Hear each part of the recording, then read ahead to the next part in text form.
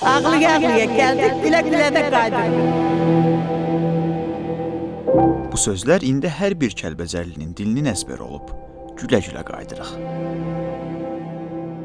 Kəlbəcərin işğalı dövründə yazılan şeirin misraları belə idi. Bir gün gülə-gülə qayıdacaqdı. Ağlıya-ağlıya köçən Kəlbəcər. Biz indi vətənə qayıdırıq. Qürurluyuq, sevincliyik. Amma ağladığımız günləri də unutmuruq.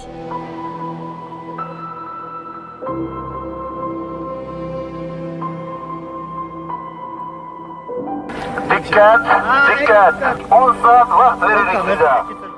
Kəlbəcərin işğalı zamanı əli silahsız dinc insanlar canlarını xilas etmək üçün Murov dağını keçməli idi. Evlərindən didərgin düşən Kəlbəcərlilər bəlkə də o gün bu ayrılığın 30 il çəkəcəyini bilmirdilər. İnsanlar evlərini tərk edirdi. Tələsik, çaşqın, nəyi götürüb, nəyi qoyacaqlarını bilmədən.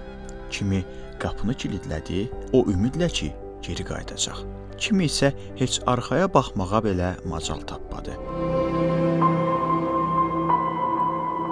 Qocalar, uşaqlar, analar, soyuq, aclıq və qorxu ilə üz-üzə qaldılar.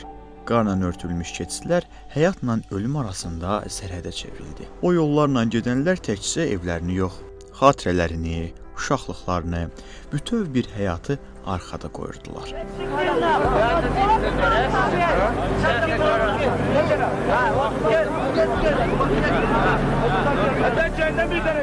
Kadrlardakı uşağın adı Zabildi. Bu görüntülər çəkiləndə onun hələ 14 yaşı var idi. Nənəsi ermənilərdən onu əsir aparmasınlar deyə xahiş edirdi. Kadrlar ermənilərin Zabilin nənəsinə get deməsindən sonra bitir. Həmin vaxt baş verənlərin davamını isə Zabil danışdı. Özü də başı dik, qalib ölkənin vətəndaşı kimi ermənilərin mühakimə edildiyi ədalət məhkəməsində. Bu zaman nənəsi onsuz da haçansa Azərbaycan ordusu torpaqlarımızı geri qaytaracaq deyir. Bundan əsəbləşən erməni hərbçilər elə həmin yerdə nənəsini güllələyirlər.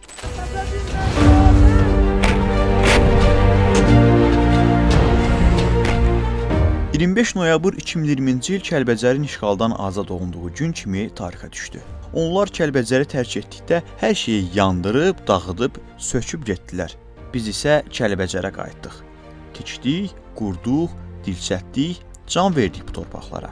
İndi 2 aprel tarixi bəzi Kəlbəcərlilərin həyatında təkcə Kəlbəcərdən çıxdıqları yox, həm də bura qayıtdıqları gündür. Heç bir ölkədə 30 il işğal olunmuş torpaqlar qayıtmamışdı. İndi işğal olunmuş torpaqları bizim prezidentimizin sayəsində qayıdırıq. Şükür Allahın kərəminə. Ağlıya-ağlıya gəldik, gülə-gülə də qayıdırıq. Allah dövlətimizi var eləsin, bayrağımız həmişə uca olsun. Onlar ayaqyalın getmişdilər evlərindən. Təsəvvür edin.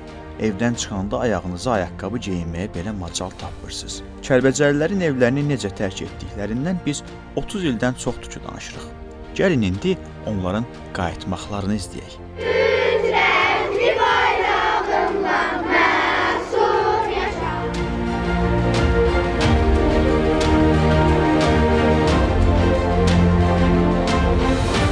Elə vəziyyətdə çıxdım ki, Kəlbəcər ot tutub yanan bir vəziyyətdə çıxdım. Ayaqyalın bir astanovka gedəndən sonra ayağım düşdü çuxura. Elə bildim ki, ayağım suya düşəndə hiss elədim ki, ayağımda ayaqqabı yoxdur. 4 uşağı baldızımın oğlu aparmışdı. Mən yoldaşımla tək getdim, 6 nəfərlə. Mirovu biz o üzə piyada aşmışıq. Aprel ayının bugünkü günü ikisi Kəlbəcəri tərk eləmişik. 33 ildən sonra 12 yaşım var idi. İndi 3 oğlan uşağı ilə. Böyük oğlumun 17, balaca oğlumun 12 yaşı var. Köçkünlük illərində Bərdar rayonunda yaşamışıq.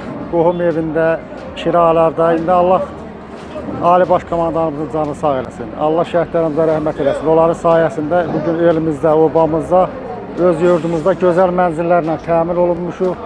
Hər bir şəraiti var. Bu torpaqlar 30 il həsrət çəkdi.